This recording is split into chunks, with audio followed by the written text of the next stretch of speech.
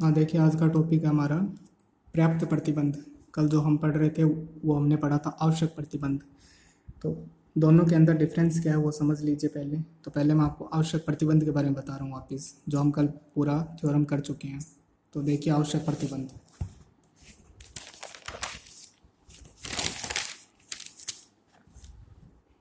जो आवश्यक प्रतिबंध की थ्योरम थी वो ये थी कि अगर हमारा फलन ऐसा है u प्लस आयोटा v रूप में, तो वो किसी प्रांत के d में विश्लेषिक होने के लिए आवश्यक प्रतिबंध कौशी रीमान को संतुष्ट करता है। हमारा मेन टॉपिक जो चल रहा था वो अवकलनीयता चल रहा था। अवकलनीयता में ये विश्लेषिक फलन चल रहा था। विश्लेषिक फलन में ये था कि किसी प्रांत के सभी बिंदुओं पर अगर फलन अवकलनीय है तो वो फलन विश्लेषिक फलन होगा। अब हम ये कह रहे हैं कि अगर आप सभी बिंदुओं पर कैसे चेक करोगे, तो सभी बिंदुओं पर चेक करने के बजाय आप क्या चेक कर लो कि कौशी रीमान संतुष्ट करता है क्या। ये समीकरण 1 और ये समीकरण 2, ये दोनों मिलाकर क्या कहलाती है, कौशी रीमान समीकरण कहलाती है। तो जो आवश्यक प्रतिबंध था उसमें ये पढ़ा था कि अगर फलन विश्लेषिक है तो कौशी रीमान को संतुष्ट करेगा, ठीक है। और अब पर्याप्त प्रतिबंध में क्या पढ़ते हैं कि अगर कौशी रीमान को संतुष्ट करता है तो वो फलन विश्लेषिक है।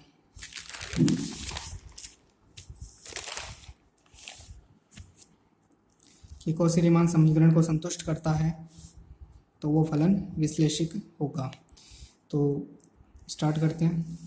तो हमें सिद्ध करना, आज मैंने पूरी थ्योरम एक बार लिख ली है ताकि अच्छे से डिफाइन कर सकूँ इसको। हमें सिद्ध करना है कि अगर कोई फलन कौशी रीमान को संतुष्ट करता है तो वो अवकलनीय होते हैं। कल वाली थ्योरम में क्या था कि वो अवकलनीय है तो वो कौशी रीमान को संतुष्ट करेंगे, और आज क्या है, कौशी रीमान को अगर संतुष्ट करते हैं तो अवकलनीय है, ठीक है। तो दोनों एक दूसरे की अपोजिट हो गई, मतलब एक तरफ तो अवकलन लिख लो और एक तरफ कौशी रीमान लिख लो। तो कल तो थ्योरम थी वो अवकलनीय से अपन कौशी रीमान पे आए थे, यानी अवकलनीय लेके चले थे और कौशी रीमान सिद्ध कर दिया था। और आज हमें कौशी रीमान लेके चलना है और अवकलनीय सिद्ध करना है। तो देखिए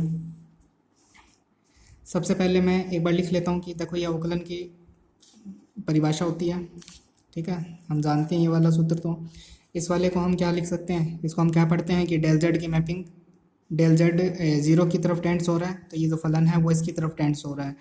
तो इस बात को हम ऐसे भी लिख सकते हैं, आप लोगों को बताया था जब अपन ने लिमिट पढ़ा था। यहाँ पे एक फलन होता था, यहाँ पे एल होता था, फिर अपन ऐसे लिखते थे फलन minus L less than epsilon, ठीक है। तो ये पूरा फलन हो गया और ये एल हो गया, एल की जगह ये है तो ये ऐसे लिख देंगे, ठीक है। यहाँ तक आ गया क्लियर। अब देखो डेल जेड का मैंने एलसीएम ले लिया तो ये डेल जेड यहाँ से मल्टीप्लाई हो जाएगा और डेल जेड फिर जो पूरा एलसीएम है वो इससे मल्टीप्लाई हो जाएगा, हो गया डेल्टा जेड। फिर उसके बाद ये जो नेगेटिव था इसको मैंने उधर भेज दिया तो प्लस का हो गया, इसको मैंने एक बार समीकरण 1 कह दिया। यहाँ तक बात क्लियर है। अब देखिए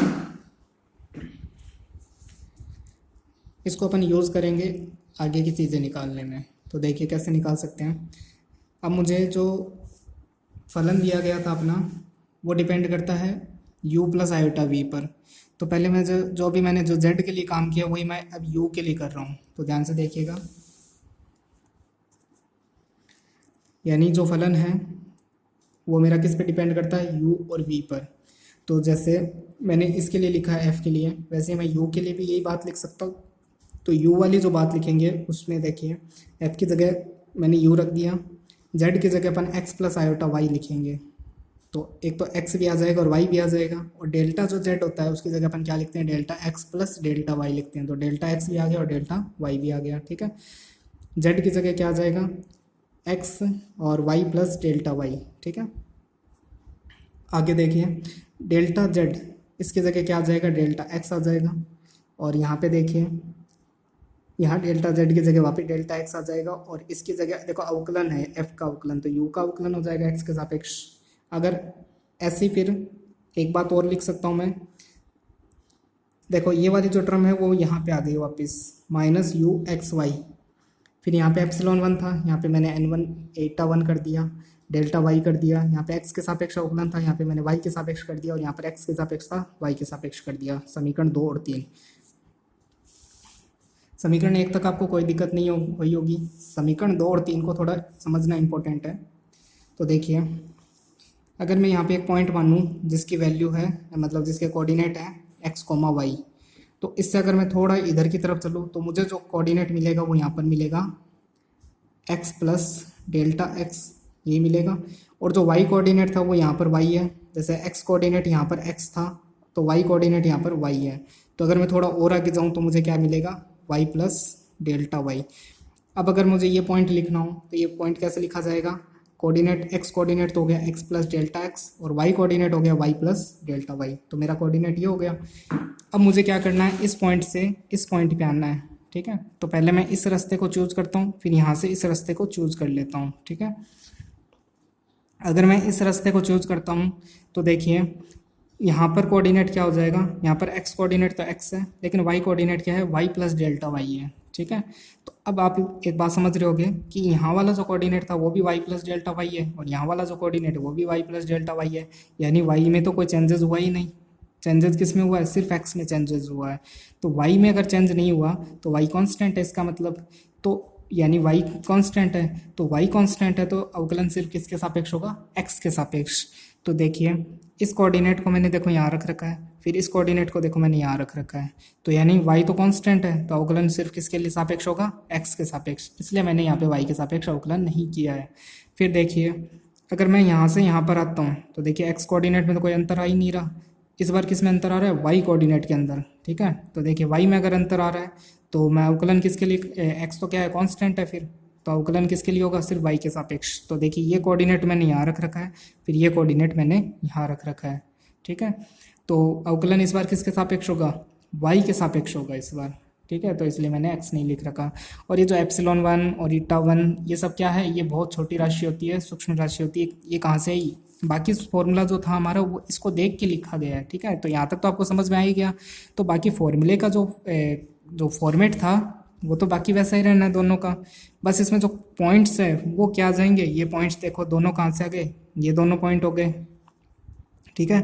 मतलब यहाँ पॉइंट्स रखने थे तो अपन को, तो ये दोनों पॉइंट कहाँ से, ये दोनों पॉइंट्स हो गए फिर, ठीक है। फिर आगे देखिए एप्सिलॉन रखना था तो मैं थोड़ा कुछ यहाँ एप्सिलॉन रख दूंगा तो ये दोनों मिस मैच हो जाएंगे, तो थोड़ा अलग अलग दिखाने के लिए यहाँ एप्सिलॉन 1 रख देता हूँ, यहाँ पे ईटा 1 रख देता हूँ।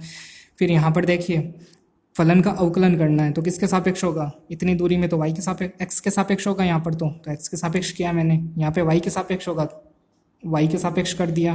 फिर यहाँ पे देखिए जिसके सापेक्ष अवकलन है उसको डेल्टा z से गुणा किया है, तो x के सापेक्ष है तो मैं डेल्टा x से ही करूँगा। तो मतलब दो बात समझ में आ गई, यानी ये समीकरण 2 और 3 आपको किसकी हेल्प से लिखनी है, समीकरण 1 और इस डायग्राम की हेल्प से लिखनी है, ठीक है। आ गया समझ में यहाँ तक।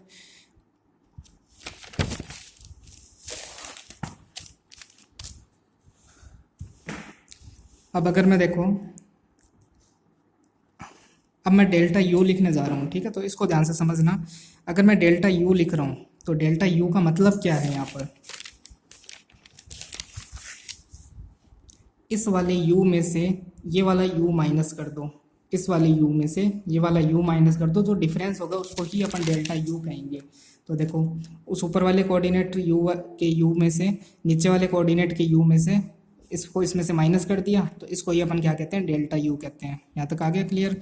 अब देखो इस वाले को तो मैंने ऐसा कैसा उतार दिया और इस वाले को मैंने यहाँ उतार दिया, और ये जो टर्म है इस टर्म को एक बार घटाया और एक बार ऐड कर दिया, तो इससे कोई फर्क नहीं पड़ेगा, ठीक है। तो यहाँ तक अपन पहुँच गए, इसको समीकरण 4 कह दिया। अब देखो जो ये ऊपर वाली जो वैल्यू है ये वाली, इसकी वैल्यू अपन निकाल चुके हैं। देखो ये रही, ये वाली वैल्यू है, ये अपन पहले ही निकाल चुके हैं, बस आपको क्या करना है, इसको वहाँ पुट करना है, इसकी जगह ये यहाँ पर अपन ने इसकी जगह वो वाली वैल्यू पुट कर देंगे, तो ये जो बराबर का चिन्ह है वहाँ पे देखो ग्रेटर देन का चिन्ह था तो ये आ जाएगा ऐसा, ये वाला इससे ग्रेटर होगा। फिर इसकी वैल्यू भी देखो अपन निकाल चुके हैं,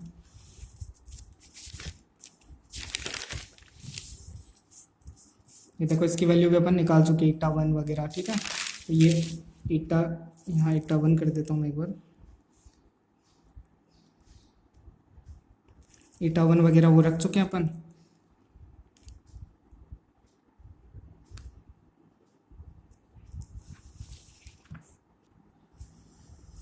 हाँ ईटा 1 कर दिया अपन ने यहाँ पर, ये यहाँ तक समझ में आ गया। यानी मैं किसकी वैल्यू निकाल चुका हूँ, डेल्टा यू की। तो वापस देख लीजिए, डेल्टा यू को अपन ऐसे तोड़ लिया 2 भागों में, वहाँ से लेकर उस ऊपर वाला जो भी पीछे डायग्राम था ना, उसके ऊपर वाले कोऑर्डिनेट से नीचे वाले कोऑर्डिनेट के बीच की जो डिफरेंस है वही क्या है, डेल्टा यू है, ठीक है। तो फिर इसमें अपन ने एक पद जोड़ा और एक पद घटाया, तो ये जो अंतर है वो तो वो वाली लाइन हो गई, और ये जो अंतर है वो एस से जो अपन आए थे ना ग्राफ में वो वाली लाइन हो गई। तो उसका जो मान था वो अपन ने यहाँ पुट कर दिया, और एस से जो मान था उसको अपन ने यहाँ पुट कर दिया। ठीक है, तो इन दो इसका और इसका मान पुट करने के बाद ये आ गया अपने पास। तो ये क्या आ गया, डेल्टा यू का मान आ गया। डेल्टा यू लेस देन है इससे। अब देखो ये जो प्रोसेस मैंने की है ये सेम टू सेम यही प्रोसेस मैं किस पे कर सकता हूँ, वी पे कर सकता हूँ। मतलब यू को किस से रिप्लेस कर दो, वी से रिप्लेस कर दो, तो जहाँ जहाँ यू है वहाँ वहाँ वी आ जाएंगे। और बाकी ईटा 1 ईटा 2 कर दो यहाँ पर, और एप्सिलॉन 1 एप्सिलॉन 2 कर दो। यहाँ पे ईटा 1 था तो यहाँ पे ईटा 2 कर दो। ठीक है, आगे यहाँ तक बात समझ में। तो डेल्टा यू की और डेल्टा वी की वैल्यू मिल गई है। अब हमें सवाल में क्या दिया हुआ था, तो सवाल में देखिए हमें दिया हुआ था कि जो हमारा फलन है वो किस पे डिपेंड करता है, मतलब वो कैसा लिखा है, u प्लस आयोटा v के रूप में। और इसको अपन इस फलन z को अपन w भी लिख सकते हैं। तो ये हमें दिया हुआ है। ठीक है, तो ये मैंने यहाँ नोट कर लिया। अगर अब मुझे डेल्टा w निकालना हो तो डेल्टा w फिर डेल्टा u और प्लस आयोटा डेल्टा v करना पड़ेगा मुझे। इन दो की वैल्यू मैं पहले ही निकाल चुका हूँ समीकरण 5 और 6 में। तो समीकरण 5 और 6 में देखिए डेल्टा यू लेस देन है इससे, डेल्टा वी इससे लेस देन है। तो जब मैं इसको पुट करूँगा ना तो जो बराबर का निशान है वो लेस देन में चेंज हो जाएगा।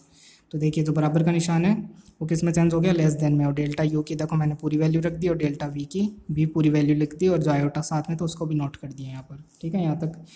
अब हमें एक चीज़ वापस दी हुई है। इस बार हम क्या कर रहे हैं, इस बार कौशी रीमान हमें दी हुई है और अवकलनीयता सिद्ध करनी है हमें। तो कौशी रीमान हमें दी हुई है, तो ये कौशी रीमान मैंने दोनों नोट कर लिए यहाँ पर। अब देखो इसमें जो मैं y वाला जो पद है ना, y के सापेक्ष अवकलन वो निकाल रहा हूँ। तो यहाँ पे देखो y का अवकलन निकाले तो क्या आएगा, del you upon del x. इसको समीकरण 8 बोल दो एक बार। यहाँ से देखिए y का अवकलन निकाला हुआ, ये क्या मान है, ये समीकरण 9। ये दोनों क्या है, कौशी रीमान है जो आपको सवाल में पहले से दी हुई है। तो अब देखो जहाँ जहाँ y का अवकलन है, ये तो x का, इससे कोई प्रॉब्लम नहीं, y का अवकलन है उसको हटा रहा हूँ मैं। तो उसकी जगह मैं देखो ये रख सकता हूँ del you upon del x. तो अगले स्टेप में यहाँ पे del you upon del X लिख देंगे। यहाँ पर भी देखो del V upon del Y है, del V upon del Y. यहाँ पे del you upon del Y, तो ये रहा माइनस का V upon del V upon del X. ये तो ये वाला तो यहाँ पुट कर देंगे अपन, और इसकी जगह ना ये देखो ये रहा del you upon del x, तो इसकी जगह ये पुट कर देंगे। तो समीकरण 8 और 9 का मान साथ में रखने पर, ठीक है, तो ये रखने के बाद क्या आएगा यहाँ पर,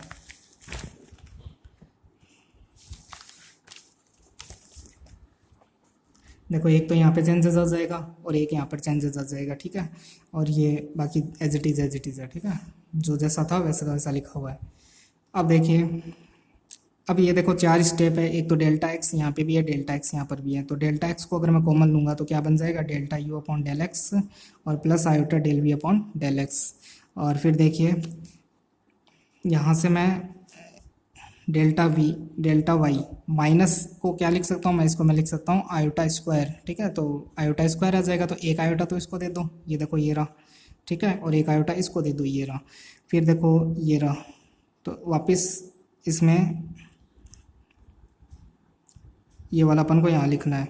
तो देखिए ये 4 टर्म को मैंने यहाँ पे लिखा है। ठीक है, तो ये देखो आयोटा बाहर भी है इसके, तो ये आयोटा अंदर भी गुणा होगा। तो मैं आपको क्या करता हूँ, 1 2 3 4, इन 4 टर्म को मैंने ऐसे लिखा, तो मैं इसको वापस खोल के दिखा देता हूँ कि ये चारों टर्म बन रही है क्या। तो देखिए डेल्टा एक्स अगर इससे गुणा होगा तो ये बन रहा है, फिर देखो डेल्टा एक्स इससे गुणा होगा तो आयोटा का बन रहा है, तो ये देखो आयोटा ये वाला बन रहा है। फिर ये वाला इससे गुणा होगा तो आयोटा का बन रहा है del you upon del X delta Y, तो iota del you upon del X delta Y. फिर जब ये इससे गुणा होगा तो आयोटा आयोटा माइनस का हो जाएगा, देखो ये वाला बन रहा है, चारों चीज़ बन रही है। फिर यहाँ पर देखिए डेल्टा एक्स मैंने कॉमन ले लिया तो एप्सिलॉन 1 प्लस एप्सिलॉन 2 ऐड हो जाएंगे। फिर डेल्टा वाई कॉमन ले लिया तो एप्सिलॉन ईटा 1 ईटा 2 ऐड हो जाएंगे। इसकी जगह मैं क्या लिख सकता हूँ, ये देखो एप्सिलॉन 2 1 और 2 दोनों क्या है, छोटी राशि है। तो इसकी जगह मैं क्या वापस एक अन्य छोटी राशि एप्सिलॉन रख सकता हूँ। ठीक है, इससे कोई फर्क नहीं पड़ता। ईटा 1 और ईटा 2 दोनों छोटी राशि है, तो दोनों छोटी राशि जुड़ के वापस छोटी बनेगी, तो उसको वापस से ईटा लिख दिया। तो अगली स्टेप में यहाँ पे तो ईटा आ जाएगा और यहाँ पे तो एप्सिलॉन आ जाएगा और यहाँ पर ईटा आ जाएगा। अब जो यहाँ पे देखो ये वाली जो चीज़ है, इसकी जगह मैं क्या लिख सकता हूँ, डेल्टा वाई डेल्टा जेड, क्योंकि इसका मान क्या होता है, मतलब डेल्टा जेड ये होता है, तो इसकी जगह वापस डेल्टा जेड पुट कर दूंगा। तो ये अगले स्टेप में यहाँ पर क्या आ जाएगा, डेल्टा जेड आ जाएगा। ठीक है, अब मैं डेल्टा जेड को डिवाइड कर रहा हूँ, तो यहाँ पे डिवाइड हो गया, यहाँ से हट जाएगा और यहाँ पर डिवाइड हो जाएगा। अब ये देखिए एप्सिलॉन और ईटा बहुत छोटी राशि है, तो जब इससे कोई कुछ भी गुणा होगा तो ये वापस छोटा बनेगा, वापस छोटा बनेगा, दोनों छोटी राशि जुड़कर, और उसमें जबकि डेल्टा जेड का तो भाग और लग रहा है तो और ज़्यादा छोटी हो जाएगी। मतलब वापस मैं कोई एक नई राशि यहाँ पे लिख देता हूँ एप्सिलॉन डैश, ठीक है। तो इसकी जगह तो क्या आ जाएगा, एप्सिलॉन डैश लिख दूँ। और जो डेल्टा डब्लू है, डेल्टा डब्लू का मतलब क्या है, एफ जेड हो गया।